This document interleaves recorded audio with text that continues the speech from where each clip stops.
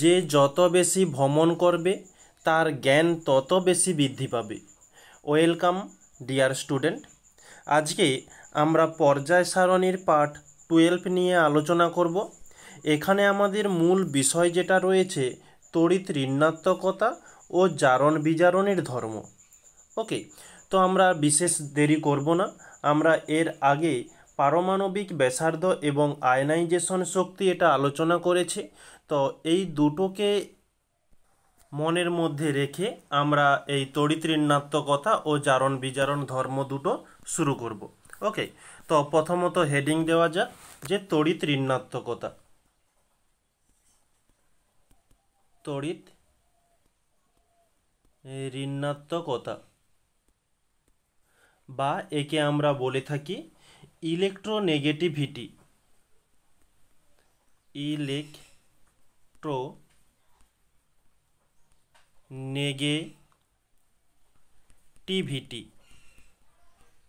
ওকে, তো প্রথমত তড়িৎ ঋণাত্মকতা কি সেটা আগে আমরা জেনে নিই। ওকে, একটু কালারটা চেঞ্জ করি।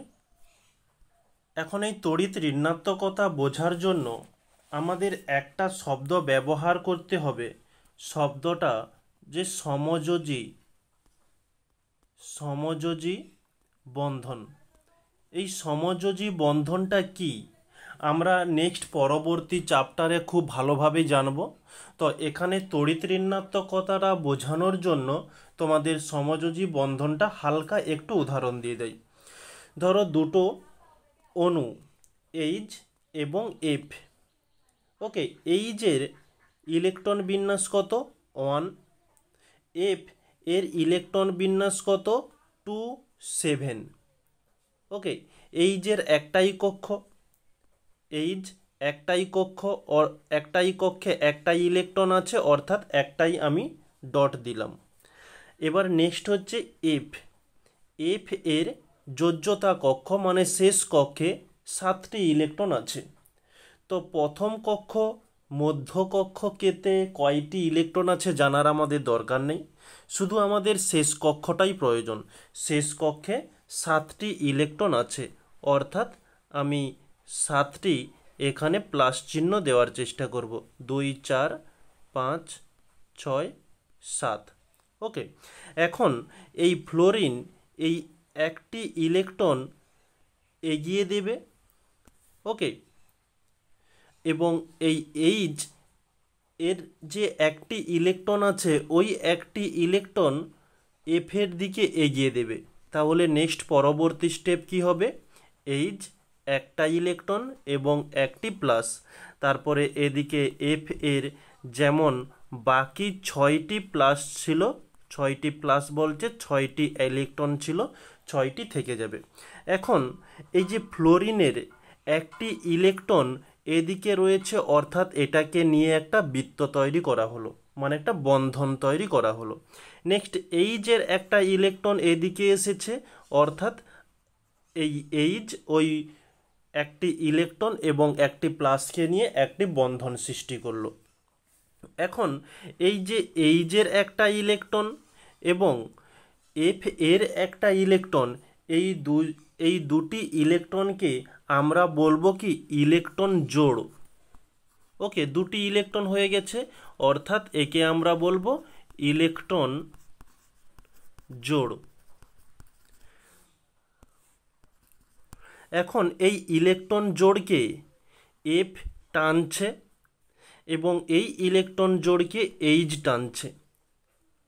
এই যে টানার বলটা, এই টানার বলকেই আমরা বলবো কি তড়িৎ ঋণাত্মকতা।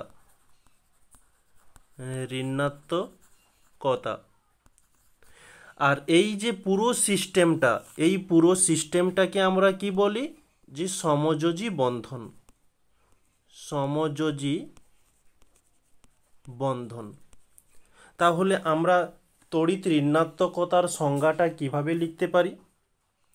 যে সমযোজী বন্ধনে আবদ্ধ কোনো মৌলের পরমাণুর এই যে বন্ধনী সৃষ্টি করে, এই বন্ধনী সৃষ্টিকারী ইলেকট্রন জোড়কে নিজেদের দিকে আকর্ষণ করে যে ক্ষমতা দিয়ে, সেই ক্ষমতাকে আমরা বলবো তড়িৎ ঋণাত্মকতা। ওকে, আশা করছি বোঝা গিয়েছে, কোনো সমস্যা নেই। তো এই অল্প ভাষাটাকে তো নেক্সট পরবর্তীতে সংজ্ঞা হিসাবে একটু অল্প করে লিখে নেওয়ার চেষ্টা করব। তাহলে নেক্সট পেজে সংজ্ঞা বলে হেডিং দেওয়া যাক। সংজ্ঞা ঠিক ওখানে যেমনটা বলেছি এখানেও তেমনটা লেখার চেষ্টা করব, যে সমযোজী বন্ধনে আবদ্ধ, সমযোজী বন্ধনে আবদ্ধ কোনো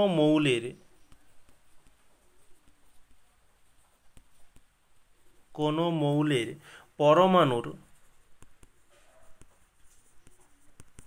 ওই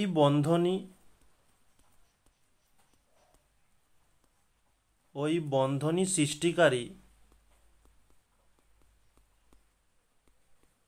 সৃষ্টিকারী ইলেকট্রন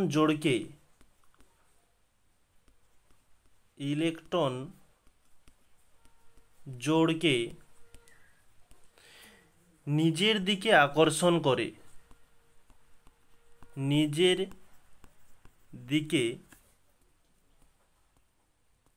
আকর্ষণ করে বা করার ক্ষমতাকে, এখানে করো আকর্ষণ করার ক্ষমতা, বা একে আমরা বলতে পারি প্রবণতাকে ওই মৌলের তড়িৎ ঋণাত্মকতা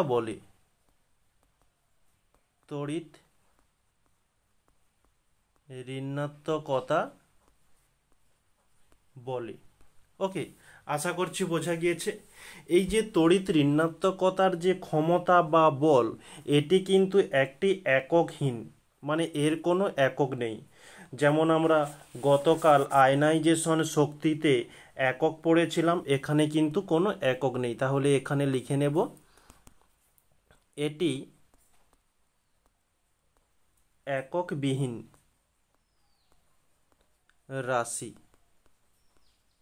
ওকে, তো আশা করছি এই তড়িৎ ঋণাত্মকতা বা ইলেকট্রোনেগেটিভিটিটা কি বোঝা গিয়েছে।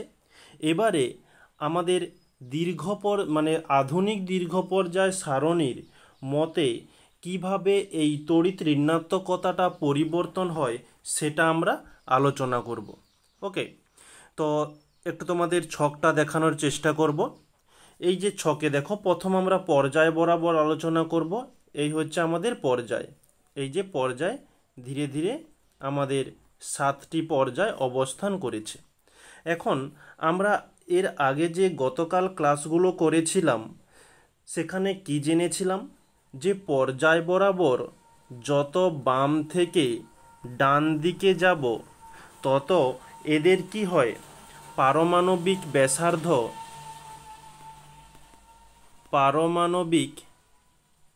ব্যাসার্ধ কমে এবং এদের ধনাত্মক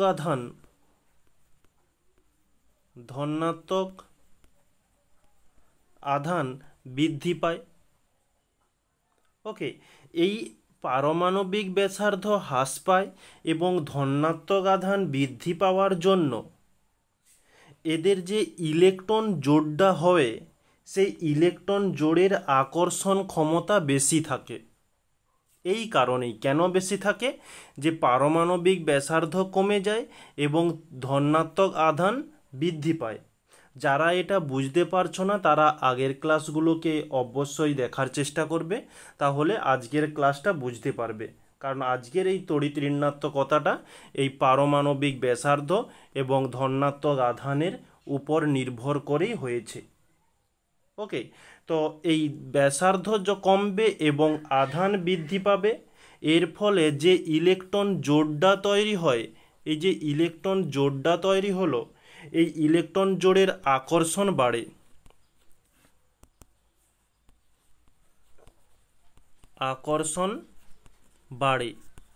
আর এই আকর্ষণ বাড়ার ফলেই কি তড়িৎ ঋণাত্মকতা বৃদ্ধি পাবে। তড়িৎ ঋণাত্মকতা বৃদ্ধি পাবে। ওকে, এবারে দেখো এই পর্যন্ত আশা করছি বোঝা গিয়েছে। আচ্ছা, যতটা বোঝানো হয়েছে ততটা আগে লিখে নেওয়া যাক। তো এখানে আমি হেডিং করব পর্যায়।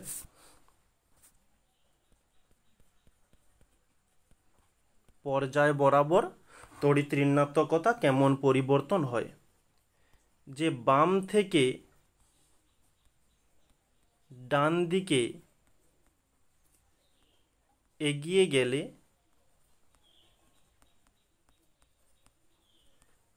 গেলে নিউক্লিয়াসের ধনাত্মক আধান নিউক্লিয়াসের ধনাত্মক আধান বাড়ে ও পারমাণবিক ব্যাসার্ধ কমে। পারমাণবিক ব্যাসার্ধ কমে, ফলে বন্ধন ইলেকট্রন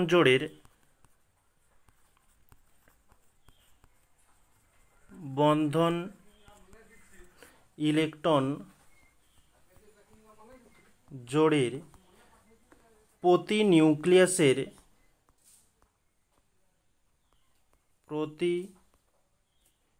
নিউক্লিয়াসের আকর্ষণ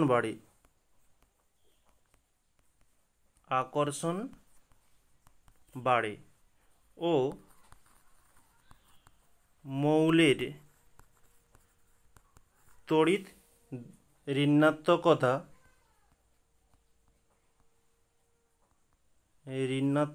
বাড়ে।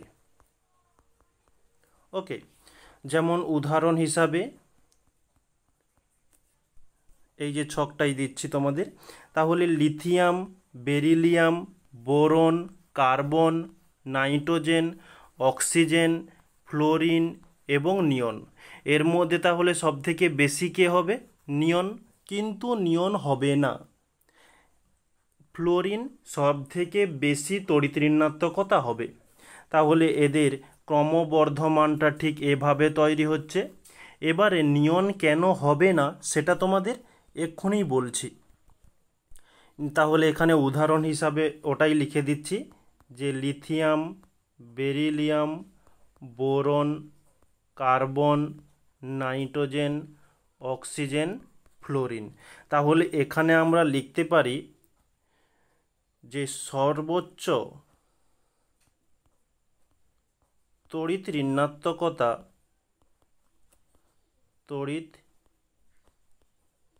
ঋণাত্মকতা যুক্ত শ্রেণী হলো 17 নম্বর শ্রেণী। এবারে 18 নম্বর শ্রেণী হলো না কেন? 18 নম্বর শ্রেণীর জন্য তোমাদের একটু এদিকে আসতে হবে। এখন দেখো, আমরা এখানে যে ইলেকট্রন বিন্যাস করেছিলাম শেষ কক্ষে একটি ইলেকট্রন। এটা কোন কক্ষ? কে কক্ষ। কে কক্ষে কয়টি ইলেকট্রন থাকার কথা? 2টি, কিন্তু আছে কয়টি? 1টি, মানে অসম্পূর্ণ। ওকে, আচ্ছা এখানে দেখো শেষ কক্ষে কয়টি আছে? 7টি। এটা কোন কক্ষ? প্রথমটা হচ্ছে কে কক্ষ, তারপরটা হচ্ছে এল কক্ষ। এল কক্ষে কয়টা ইলেকট্রন থাকে? 8টি ইলেকট্রন থাকে, কিন্তু এখানে আছে 7টি, একটা ইলেকট্রন কম আছে। যখন সর্বশেষ কক্ষে ইলেকট্রন সংখ্যা কম থাকবে তখন এই সমযোজী বন্ধনটা তৈরি হবে। যখন সর্বশেষ কক্ষে ইলেকট্রন পুরো সম্পূর্ণ ভর্তি থাকবে তখন এই সমযোজী বন্ধন দেখা যাবে না, আর সমযোজী বন্ধন না দেখা গেলে তড়িৎ ঋণাত্মকতাও লক্ষ্য করা যাবে না। আর আমাদের 18 নম্বর শ্রেণীতে হিলিয়াম অবস্থান করেছে, 2টো ইলেকট্রন রয়েছে। নিয়ন অবস্থান করেছে, 10 হচ্ছে পরমাণু ক্রমাঙ্ক, এর ইলেকট্রন বিন্যাস করলে 2, 8, শেষে দেখো 8 পুরো সম্পূর্ণ কক্ষপথ ভর্তি। তারপরে হচ্ছে আর্গন রয়েছে 18 নম্বর, এর ইলেকট্রন বিন্যাস করলে 288। শেষ কক্ষে দেখো 8টি ইলেকট্রন অর্থাৎ সম্পূর্ণ ইলেকট্রন রয়েছে। এই শেষ কক্ষগুলোতে সম্পূর্ণ ইলেকট্রন থাকার কারণে এদের সর্ববহিস্থ কক্ষে ইলেকট্রন নির্গত হতে পারে না, আর ইলেকট্রন নির্গত হতে না পারলে সমযোজী বন্ধন হবে না। সমযোজী বন্ধন না হলে তড়িৎ ঋণাত্মকতাও লক্ষ্য করা যাবে না। এটা হচ্ছে একটা পয়েন্ট। নেক্সট আর একটা পয়েন্ট কি, যে এই গ্যাসগুলো বা এই মৌলগুলো প্রত্যেকটা নিষ্ক্রিয়। ওকে, এই দুটি কারণের জন্য ওই 18 নম্বর শ্রেণীতে তড়িৎ ঋণাত্মকতা লক্ষ্য করা যায় না। তাহলে এখানে আমরা লিখতে পারি নেক্সট পেজে পয়েন্টটা কি হবে, যে 18 নম্বর শ্রেণীতে তড়িৎ ঋণাত্মকতা লক্ষ্য করা যায় না কেন?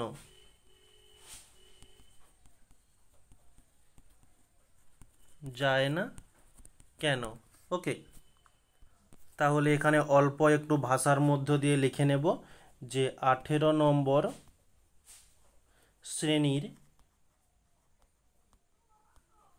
মৌলগুলি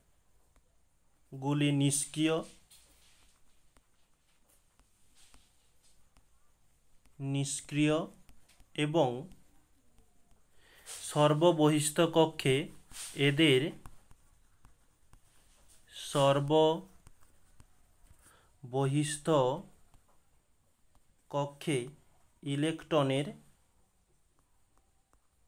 ইলেকট্রন পূর্ণ থাকে, তাই সমযোজী বন্ধন লক্ষ্য করা যায় না। সমযোজী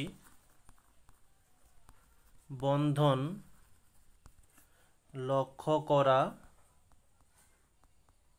যায় না। এই কারণে এদের তড়িৎ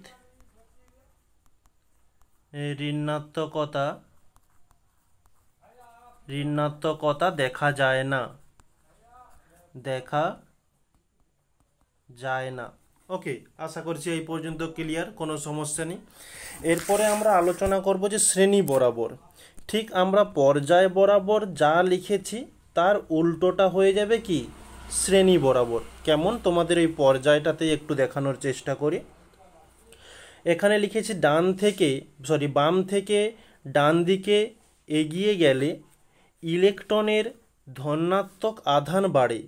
আর শ্রেণী বরাবর কি লিখব, যে ইলেকট্রনের ধনাত্মক আধান কমে এবং পারমাণবিক ব্যাসার্ধ এখানে কমে আছে, সেখানে করব পারমাণবিক ব্যাসার্ধ বাড়ে। ফলে বন্ধন ইলেকট্রন জোড়ের প্রতি নিউক্লিয়াসের আকর্ষণ বাড়ে আছে, সেখানে হয়ে যাবে কমে, ও মৌলের তড়িৎ ঋণাত্মকতা বাড়ে আছে অর্থাৎ কমে হয়ে যাবে। ওকে, তাহলে ঠিক এরকমই এখানে একটু লেখার চেষ্টা করব যে শ্রেণী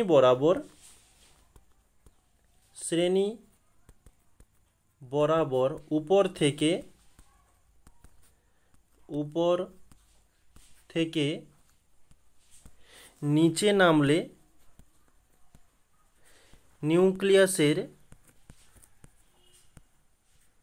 নিউক্লিয়াসের ধনাত্মক আধান কমে ও পারমাণবিক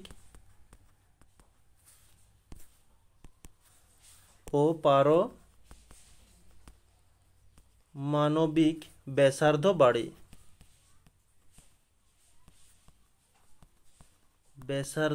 বাড়ে। ফলে বন্ধন ইলেকট্রন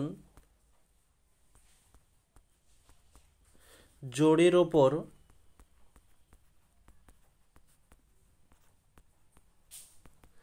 নিউক্লিয়াসের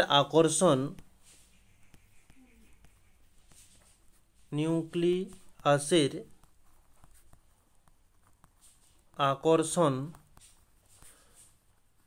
হ্রাস পায় এবং মৌলের তড়িৎ ঋণাত্মকতা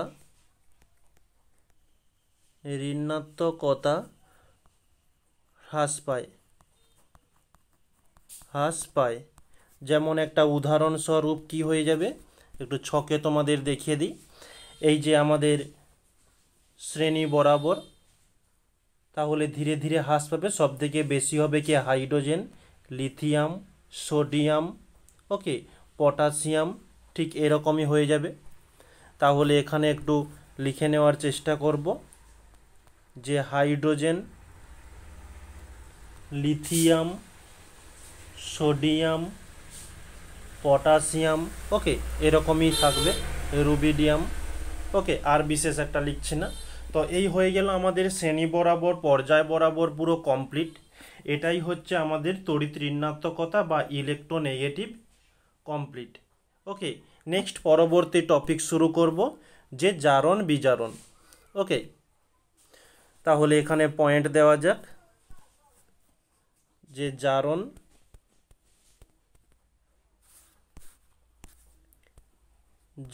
বিজারণ ধর্ম। ওকে, তো এই জারণ বিজারণ ধর্মটা খুব একটা সহজ টপিক, বিশেষ একটা জটিলতা নেই, গতকাল ক্লাসের সাথে যুক্ত রয়েছে। এই জারণ বিজারণের আগে সংজ্ঞাটা একটু জেনে নিই, যে সংজ্ঞা তো প্রথম হয়ে যাবে যে কোনো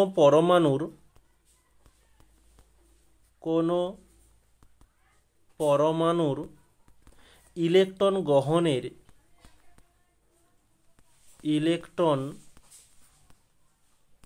গ্রহণের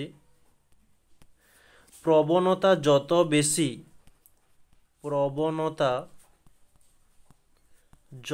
বেশি সেই পরমাণু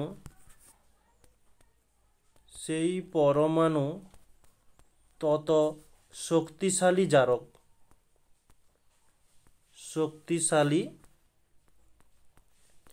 জারক, যে যতটা গ্রহণ করতে পারবে।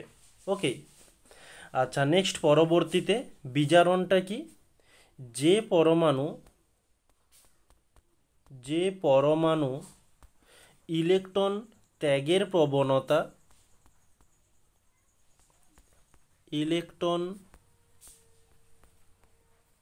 ত্যাগের প্রবণতা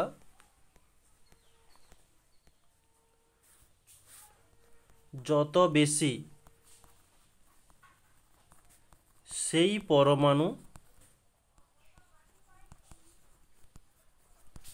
তত শক্তিশালী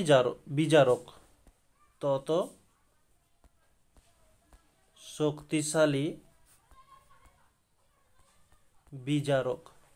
ওকে, তো এই ইলেকট্রন গ্রহণ এবং ইলেকট্রন ত্যাগ, এটা তোমাদের গতকাল ক্লাসে আয়নাইজেশন শক্তিতে খুব ভালোভাবে জানিয়েছিলাম। ইলেকট্রন গ্রহণ করলে কি হবে, মাইনাস হবে অর্থাৎ অ্যানায়ন, এবং ইলেকট্রন ত্যাগ করলে কি হবে, প্লাস হবে অর্থাৎ ক্যাটায়ন। এটা তোমাদের আয়নাইজেশন শক্তি বা আয়নীভবন বিভবে খুব ভালোভাবে আলোচনা হয়েছিল। আচ্ছা, এখানে পর্যায় এবং শ্রেণী বরাবর কেমন পরিবর্তন হয় সেটা একটু অল্প করে বলে দিই, এখানে জটিলতা বিশেষ কিছু নেই। পর্যায় জিনিসটা তোমাদের এই পর্যায় বরাবর কীভাবে পরিবর্তন হয় এবং জারণ বিজারণটা কি, এটা গতকাল আলোচনা হয়েছে, তারপরেও আজকে বলে দেব, কোনো সমস্যা নেই। ওকে, তো তার আগে একটু ছকটা দেখে নিই।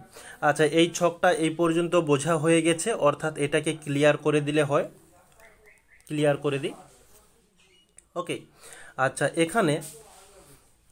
এখানে পর্যায় বরাবর লক্ষ্য করো, আমরা এই দ্বিতীয় পর্যায়টাকেই ধরি। দ্বিতীয় পর্যায়ে রয়েছে লিথিয়াম, রয়েছে বেরিলিয়াম রয়েছে, অর্থাৎ আমি লিথিয়াম, এদিকে হচ্ছে বোরনকেই ধরছি, বা যে কোনো একটা মৌল ধরলেই হয়, কোনো সমস্যা নেই। আচ্ছা, এখন দেখো লিথিয়াম Li, আচ্ছা এটাকে নেক্সট পেজে করি, যদি বেশি জায়গার দরকার পড়ে তাহলে সমস্যা হতে পারে। ওখানে হচ্ছে Li এর কমাঙ্ক কত 3, এর ইলেকট্রন বিন্যাস কত 2 1। ওকে, আচ্ছা এটাকে যদি আমি পরমাণুর গঠনটাকে অঙ্কন করা হয়, এই হচ্ছে লিথিয়াম, তারপরে হচ্ছে প্রথম কক্ষে 2টো ইলেকট্রন রয়েছে, তারপরে লাস্ট কক্ষে 1টি ইলেকট্রন অবস্থান করেছে। তো প্রথম কক্ষ কে কক্ষে কয়টি ইলেকট্রন থাকে, 2টি ইলেকট্রন, 2টো আছে, কোনো সমস্যা নেই। তারপরের কক্ষ এল কক্ষে কয়টি ইলেকট্রন থাকে, 8টি ইলেকট্রন থাকে, কিন্তু আছে কয়টা, মাত্র একটা। তাহলে একে যদি সম্পূর্ণ কক্ষ করতে হয় তাহলে আরও 7টি ইলেকট্রন একে দিতে হবে। ওকে, তাহলে 7টি ইলেকট্রন একে গ্রহণ করতে হবে। তাহলে গ্রহণ করলে কি হবে, গ্রহণ হলে হয়ে যাবে কি জারক। ওকে, আর এই পরমাণুটা যদি এই একটা ইলেকট্রনকে ছেড়ে দেয়, একটি ইলেকট্রনকে যদি ছেড়ে দেয়, তাহলে এল কক্ষ কোনো থাকবে না, কে কক্ষ থাকবে, কে কক্ষে ইলেকট্রন সম্পূর্ণ ভর্তি আছে, কোনো সমস্যা নেই। ওকে, তো এই একটি ইলেকট্রনকে ছেড়ে দেওয়াকে আমরা কি বলবো, বিজারণ। এই পর্যন্ত ক্লিয়ার।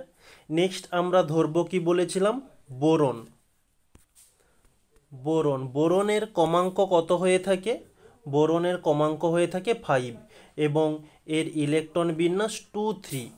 তাহলে এটা যদি গঠন করা হয়, বোরন প্রথম কক্ষে 2টো ইলেকট্রন রয়েছে, লাস্ট কক্ষে পরবর্তী কক্ষতে 3টে ইলেকট্রন আছে, 1 2 3।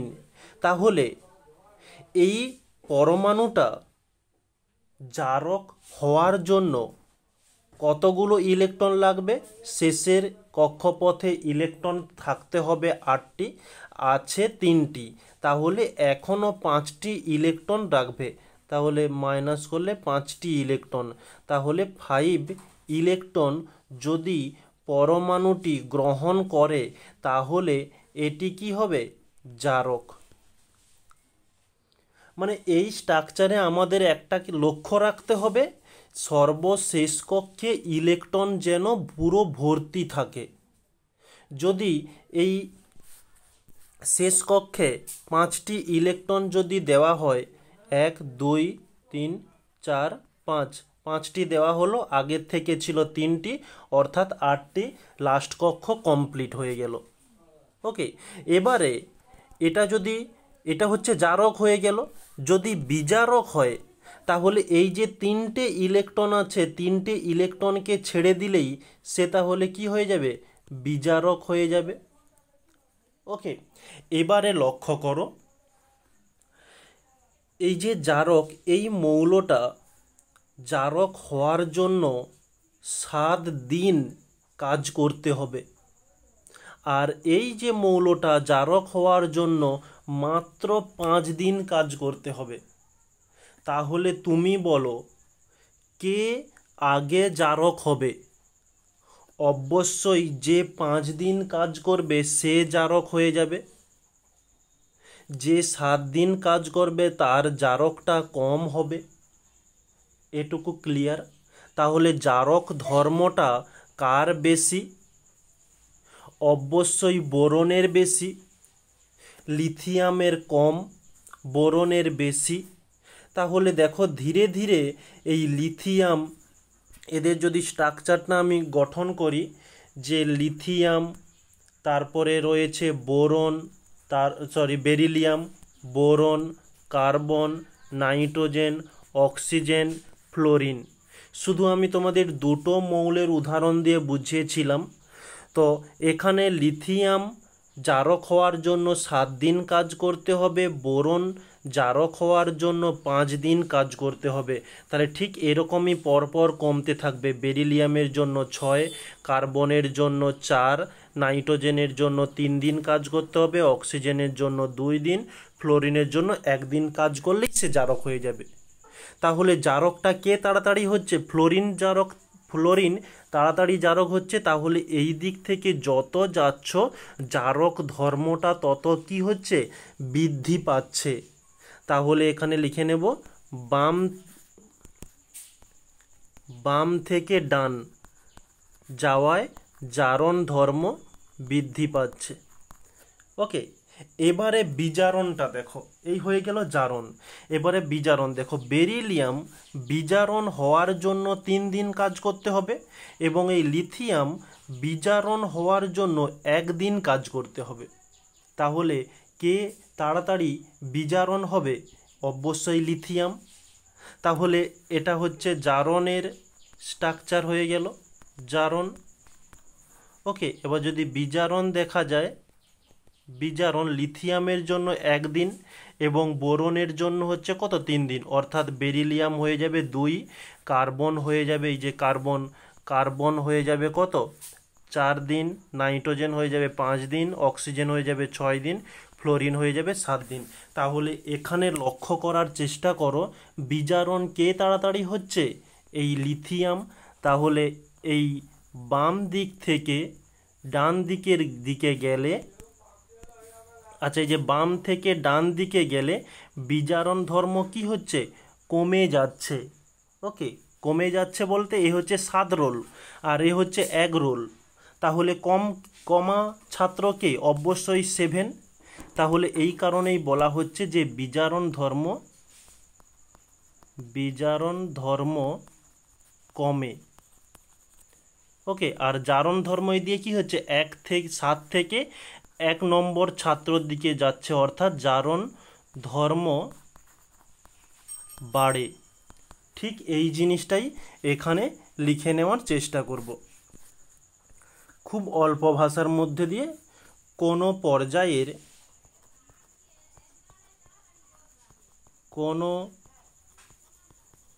পর্যায়ের বাম থেকে ডান দিকে গেলে মৌলগুলির বিজারণ ধর্ম কি হবে? বিজারণ ধর্ম হ্রাস পাবে এবং জারণ ধর্ম বৃদ্ধি পাবে। আশা করছি বোঝা গিয়েছে। ঠিক একই রকমের, আচ্ছা এখানে একটু উদাহরণ দিয়ে দিই। যেমন এক্সাম্পল হিসাবে হয়ে যাবে কি? লিথিয়াম। আচ্ছা, এটা হচ্ছে বিজারণের উপর নির্ভর করে লিথিয়াম বেশি, তারপরে বেরিলিয়াম, তারপরে বোরন, তারপরে কার্বন, নাইট্রোজেন, এরকম। তারপরে হচ্ছে জারণ যদি ধরা হয় তাহলে ঠিক উল্টোটা হয়ে যাবে কি? Lithium, beryllium, boron, carbon, nitrogen. Okay, এখানে আরেকটা জিনিস লক্ষ্য করতে হবে। এই যে আমরা ক্রমটা লিখেছি এখানে, এই যে ক্রমটা লিখেছি, আমাদের পর্যায় বরাবর শেষের কে রয়েছে? নিয়ন রয়েছে, কিন্তু আমি নিয়নটাকে ধরিনি। কেন ধরিনি? কারণ নিয়নের ইলেকট্রন বিন্যাস যদি করা হয়, ক্রমাঙ্ক হয়ে থাকে 10, ইলেকট্রন বিন্যাস করলে 2, 8, শেষ কক্ষে 8টি ইলেকট্রন অবশ্যই আছে। তাহলে এ কী কারণে বর্জন করবে, কী কারণে গ্রহণ করবে? যেহেতু আমাদের টার্গেট একটা, কি বলেছিলাম? টার্গেট হচ্ছে একটাই, যেই কক্ষ থাকুক না কেন সেই কক্ষ যেন সম্পূর্ণ থাকে। তো এখানে আগের থেকেই তো সম্পূর্ণ আছে, তাহলে এখানে জারণ বা বিজারণ কোনো প্রয়োজন নেই। এই জারণ বা বিজারণ হয় না বলেই এই যে আমাদের 18 নম্বর শ্রেণীর মৌলগুলো রয়েছে, এদের প্রত্যেকের শেষ কক্ষে ইলেকট্রন সংখ্যা পুরো ভর্তি রয়েছে, কমপ্লিট।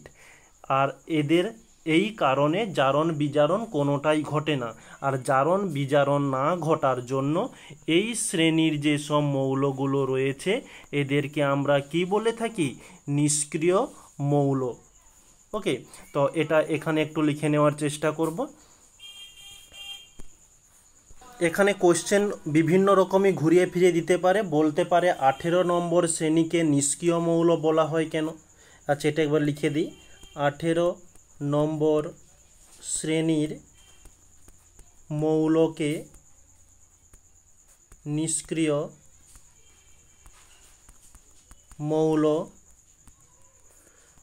বলে কেন? এটা একটা প্রশ্ন হয়ে গেল। বা একে আরও একভাবে লেখা যেতে পারে যে 18 নম্বর শ্রেণীর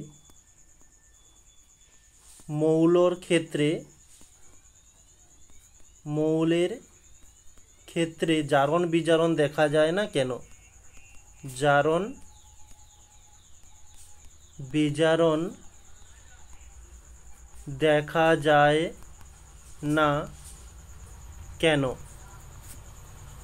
তাহলে এর উত্তরটা কি হয়ে যাবে? উত্তরটা হবে যে 18 নম্বর শ্রেণীর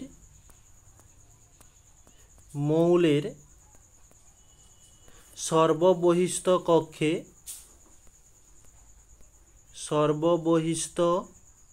কক্ষে ইলেকট্রন সম্পূর্ণ থাকে, তাই ইলেকট্রন গ্রহণ বা বর্জনের প্রয়োজন হয় না। এই কারণে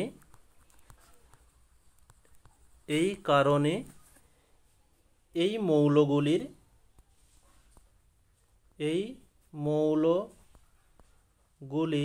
জারণ বিজারণ দেখা যায় না। জারণ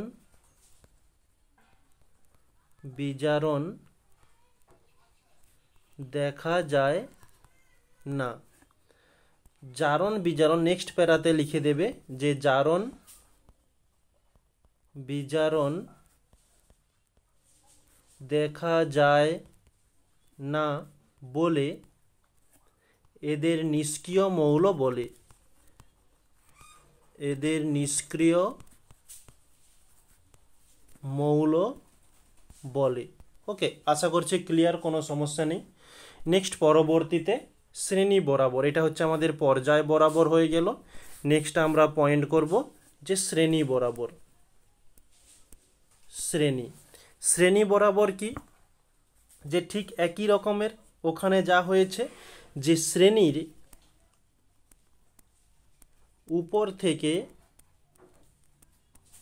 উপর থেকে নিচে মৌলের বিজারণ ধর্ম বৃদ্ধি পায়। বিজারণ ধর্ম বৃদ্ধি পায়, জারণ ধর্ম হ্রাস পায়। ঠিক সেখানে যা হয়েছিল তার ঠিক উল্টোটা। ওকে, তো এখানে এক্সাম্পল হিসাবে যদি লেখা যায় তাহলে বিজারণের দিক থেকে হয়ে যাবে লিথিয়াম, সোডিয়াম, পটাশিয়াম, রুবিডিয়াম এইসব, এবং জারণের ক্ষেত্রে হয়ে যাবে Li, মানে লিথিয়াম, সোডিয়াম, পটাশিয়াম এবং হচ্ছে রুবিডিয়াম। ঠিক এর বিপরীতরা।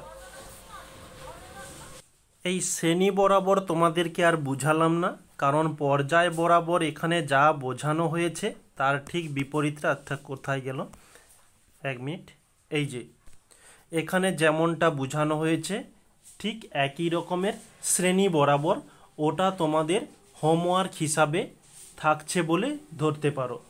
ওকে, ওটা নিয়ে তোমরা একটু মানে নিজেরা একটু ভাববার চেষ্টা করবে যে কেন এমনটা হলো। ওকে, যদি তোমরা নিজের থেকে একটু মাথাটাকে খাটাও তাহলে দেখবে যে কোনো জিনিস খুব সহজে তোমরা ক্যাচ করতে পারবে। ওকে, তো আজকে আমাদের এই পর্যায় সারণীর পুরো থিওরি ক্লাসটা পুরো কমপ্লিট হলো। তো এরপর আমরা এই যে কয়েকটা টপিক পড়লাম, মৌলের ধর্মের পর্যায়বৃত্ততা, এখানে পারমাণবিক ব্যাসার্ধ, আয়নাইজেশন শক্তি এবং তড়িৎ ঋণাত্মকতা, জারণ বিজারণ, এখান থেকে তোমাদের বিগত বছর কেমন প্রশ্নগুলো এসেছে সেগুলো নিয়ে আমরা আগামীকাল থেকে আলোচনা করব।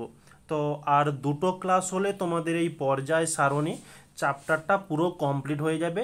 আর কেমন প্রশ্ন তোমাদের বিগত বছরে এসেছে সেগুলোও তোমরা ধারণা পেয়ে যাবে, এবং পরবর্তী বছর বা তোমাদের সেশানে কেমন প্রশ্ন আসতে পারে আমাকে সাজেশান দেওয়ার দরকার নেই, তোমরা নিজেরাই এক তুড়িতে সাজেশান তৈরি করতে পারবে। যারা নিজেরা টপিক করে, নিজেরা বুঝে পড়ে, তারা নিজেরা সাজেশান করতে পারবে, অন্যের ওপর কোনো ভরসা করবে না। আর যারা কিছু জানেনি তারা বলবে স্যার একটু সাজেশানটা দিন, যেগুলো দিবেন সেগুলোই পড়ে যাব, ব্যাস হয়ে গেল। সাজেশান এর অর্থ হচ্ছে লটারি কাটা, যদি লাগে ভালো কপাল খুলে গেল, যদি না লাগে ব্যাস চলে গেল। আর ওই সাজেশান পড়তে যে টাইম লাগবে সেই টাইমে যদি তোমরা থিওরি ক্লাসটা কমপ্লিট করতে পারো, তাহলে ওই সাজেশানের 10টা প্রশ্ন কেন, থিওরিটা যদি তোমাদের কমপ্লিট থাকে 100টা প্রশ্ন তুমি তুড়ি মেরে উড়িয়ে দিতে পারবে। যে কোনো টিচার যেভাবে ইচ্ছা ঘুরিয়ে প্রশ্ন দিক না কেন, তুমি অবশ্যই পারবে, কারণ তুমি আসল জিনিসটাই তোমার মধ্যে হয়ে গেছে। আসল জিনিস যেটা, সেটা হচ্ছে থিওরি। থিওরি যে বুঝতে পারবে তার কাছে কোনো প্রশ্ন জটিল বলে মনে হবে না। ওকে, তাহলে আজকের ক্লাসটাকে আমরা এখানে সমাপ্ত করছি। আগামীকাল বিগত বছরের প্রশ্নগুলো নিয়ে আলোচনা করব। ওকে।